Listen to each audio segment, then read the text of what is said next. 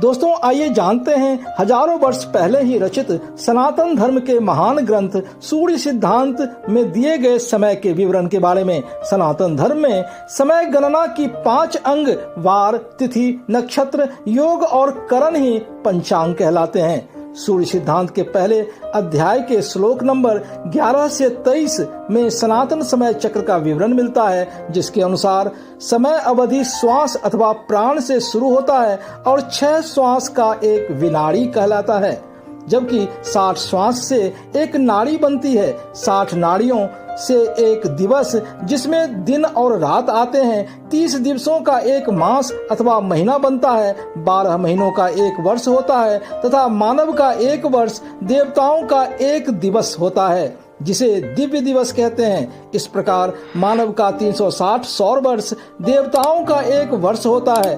12,000 दिव्य वर्ष एक चतुर्युग कहलाता है, जो 43,20,000 सौर वर्षों का होता है, जिसमें पहला सतयुग 17,28,000 वर्ष का, त्रेता युग 12,96,000 वर्ष का, द्वापर युग 8,64,000 वर्ष का और कल युग 4,32,000 वर्षों का होता है।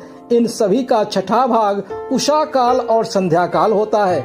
71 यानी कि 71 चतुर्युग एक मनवंतर अथवा मनु की आयु और 14 मनवंतर एक कल्प होता है, जो ब्रह्मा का एक दिवस होता है। और ब्रह्मा अथवा सृष्टि की आयु ऐसी 100 वर्ष की होती है। माना जाता है कि ब्रह्मा की आधी आयु निकल चुकी है। शेष में से यह प्रथम कल्प चल रहा है। इस कल्प में से 6 मनवंतर अथवा मनु निकल चुके हैं। अब 7वें मनु वैवस्वत हैं, जो विवस्वान यानी कि सूर्य के पुत्र हैं। उनकी 27वीं चतुर्युगी बीत चुकी है। वर्तमान में 28वीं चतुर्युगी का द्वापर युग बीत चुका है तथा भगवान कृष्ण के अवतार समाप्ति से लेकर कलयुग का यह 5127वां वर्ष चैत्र शुक्ल प्रतिपदा सन 2025 से चल रहा है।